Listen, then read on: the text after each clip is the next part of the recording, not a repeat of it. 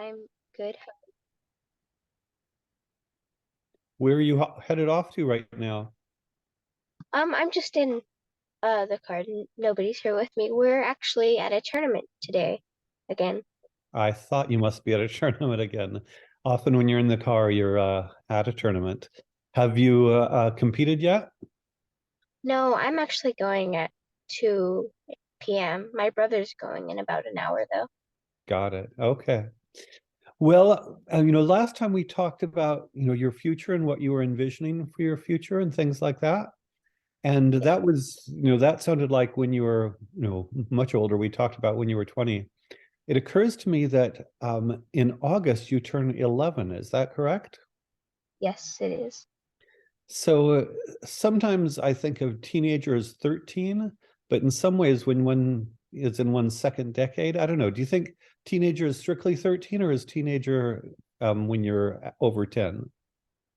I mean, I used to always think being a teenager starts at 13 because there's the word teen in it.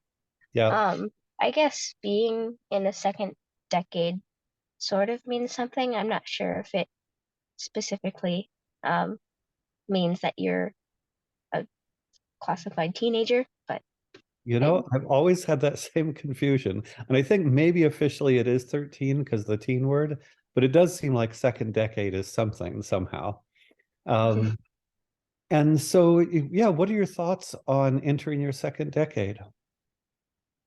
well, entering my second decade, I'm getting older and there's more responsibility. Um, School is getting harder. Um, but overall, I'm enjoying it. Tell me about the more responsibility part. Um, well, there's help around the house as well as just with my parents in general and my brother. Um, Now that I'm older, I guess I could take on or I could help more with my brother and my parents. Do you like taking on more responsibility, or is it stressful or exhausting, or a little bit of all of the above? It's not necessarily stressful, or not exhausting either, but Hmm. I guess it's just kind of giving me more room to grow. Hmm. Do you like the idea of continuing to take on more responsibility as you get older? Yes, because I think, or whatever that responsibility is, it'll teach me something. Hmm. And how do you think you'll change in the next couple of years? Well, in the next couple of years, uh, I'll be getting higher grades in school. I guess I'll still be doing jujitsu. I don't know if that'll change. Hmm. Um, there's the more help, and to be honest, I'm not that sure Hmm. um, what's gonna come up. Yep. Well, the future is uncertain. You mentioned school is getting harder. Tell me more about school getting harder. In what way has school gotten harder? It's just the level, I guess. Um, there's Now that I'm homeschooled, I'm doing it all most of it independently, Hmm. and not with the specific curriculum with a teacher to be watching me. Hmm. Um, or not a teacher 24/7 anyways. Hmm. So in that way, I guess it was a bit harder this year, but I think that as I grow up with the level of work uh growing and I think I'll do fine, but I just I guess I would assume that it would be getting harder as I get older. Got it. How was the Ursula Le Guin for you? Was the Ursula Le Guin easy for you, hard for you, or in between? Well, if I were to read it, I wouldn't say it was hard. I think since we were just reading it as a group, we were going a bit slower than we were going a bit slow. But Mhm. it wasn't hard, but it wasn't easy. I guess it was in that zone where it's a good fit. Did you read any Ursula Le Guin outside of class? I did start to read the second book, though I haven't continued with that yet. Would you say it's hard to read on your own, or it's okay? it's not hard to read on my own. I've read tons of books on my own. Um, but I, when you have a lot of books to read, I guess that sort of makes it harder, Yeah. especially if it's all on your own. My sense is that the Ursula Le Guin sentences and language and vocabulary are more complex than, say, Harry Potter. Does that strike you as accurate? I think so. Got it. What else are you reading on your own these days? Um, I am reading, I recently finished The Old Man and the Sea. I'm slowly but surely reading Lord of the Flies. Mm-hmm. Um, Oh, that's right. You were telling me about Lord of the Flies. How far yes, into it are you? uh, bit more than halfway. Are bad things starting to happen? What do you mean bad?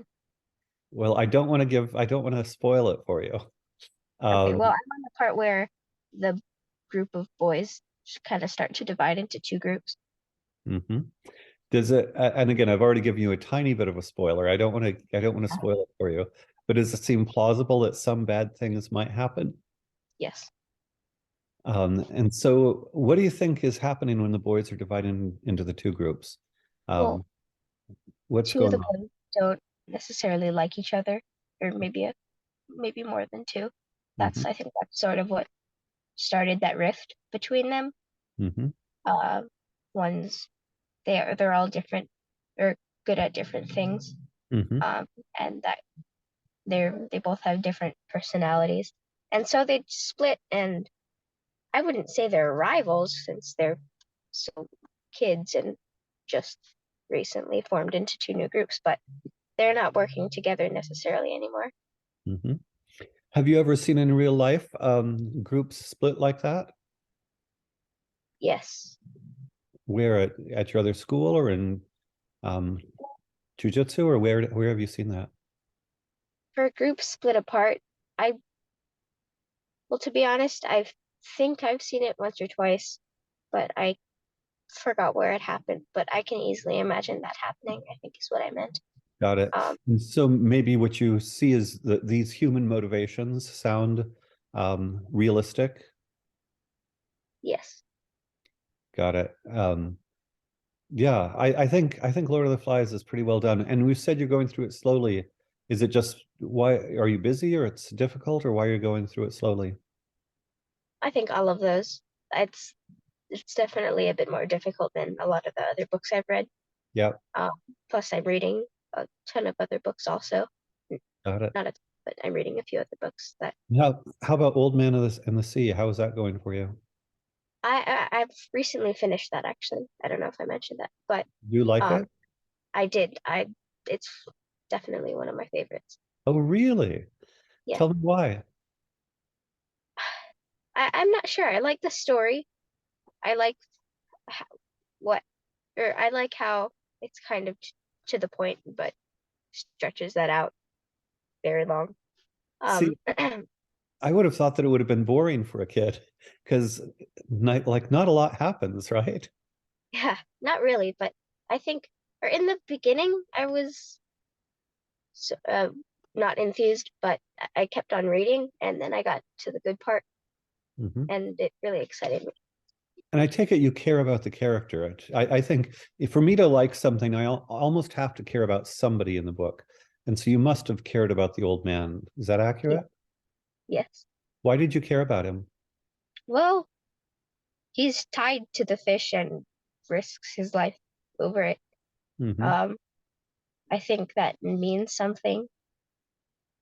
Um, he also seems like a good character in general. Hmm. Do you think you like the idea of a deep struggle like this? That is the struggle between the man and the fish, uh, part of what kept you engaged and part of what why you like it? Yes, I think so. Yeah. Why do you think we like to read about struggles? Um, I think that we like to read about others' struggles and then sort of think about our own, and then usually the person who's struggling comes up and does whatever he's doing and stops struggling and lives, or and in the end is happy. Hmm. And I think that for people who are going through struggles, they'd like to see that happen to them. And they might like to read people who are struggling without actually noticing it. Hmm. That makes sense. Do you remember Freytag's pyramid or Freytag's triangle? Yes. How would that apply to the old man in the sea? Wait, I might be mixing it up with something else. Is it the triangle about the climax and then Yep, resolve or something yep, else? yep. No, That that's one. exactly right. Cool. Then that could definitely relate to the book. In the beginning, like I said, I wasn't, or it was a bit slow, I guess. And then as it got higher up the triangle or the pyramid, it started getting more interesting, I guess. Hmm. Um, and it reaches its climax, it starts going down. Hmm. Um, I think the part where he catches the fish and starts to fend off the sharks is kind of the climax. Hmm. Um, it has kind of a short resolve. He Yeah. just he goes home and finds the boy. And often we talk about the protagonist in the story. Sometimes we think of the protagonist as a hero. Do you think the old man and the old man in the sea is a hero or not really? Um, well, I guess he's the hero in a sense where he catches the fish and fends off the sharks. Hmm. But he, I mean, I guess some people might not view him as a hero, um, because their definition of hero might be saving somebody Hmm. or something like that. But I think he is that character who goes through and or who pulls through and catches the fish literally. Yep. Yep. Yeah.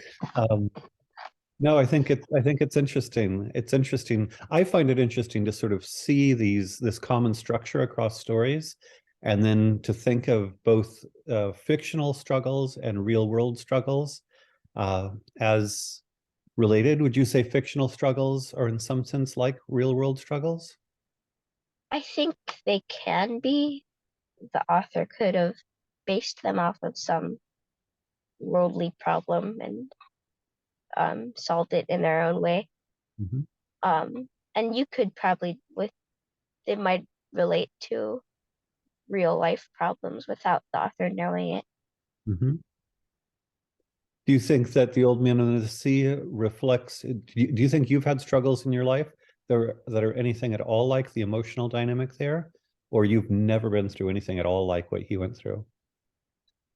Well, what he went through was hard physically and emotionally, Hmm. especially just for him. Hmm. I'm not sure if I've been through anything just like that, where I feel so attached to something, but I kill it anyways, Hmm. like he's doing to the fish. Hmm. I don't know. I don't know if I know of anybody who has. One way I think about the value of reading is I think it's useful to kind of explore other worlds that we haven't experienced. And our imagination gets to go in all kinds of these different worlds and experiences. And in a way, I think it helps when I was a kid, even when I was a kid, I think it helped me kind of imagine different possibilities in life just to kind of go through all these vicarious experiences. Does that make sense? Yes, Would you say that's part of why you like reading is to kind of get to experience these? Do you know what the word vicarious means? I don't. Okay. A lot of times I use, fancy words just to see if people get them. But vicarious means that you don't actually experience it. Their experience is a substitute for your experience. And so, yeah, you don't have to go through actually, being out on the ocean and losing the fish, and you don't have to go all through all this stuff, but you get to experience it as if you did with kind of none of the pain. You close the book and you can go eat a sandwich in your kitchen as opposed to whatever everything he went through. Does that make sense? Yes, So do you think it's valuable to have all of these vicarious experiences?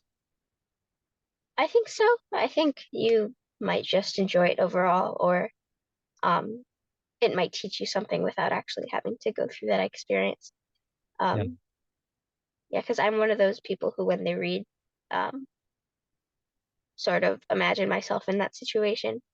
Yeah, that's the whole joy of reading. It's so much. I'm again, I still read books. Mostly, I read nonfiction as an adult.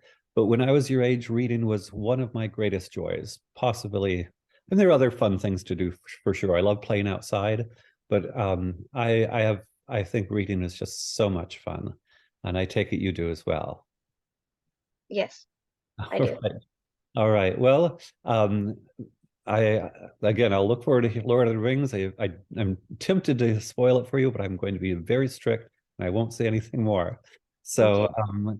have a great competition today, and I look forward to hearing next week how things go. Okay. Okay. Thank you, Bye-bye. Michael.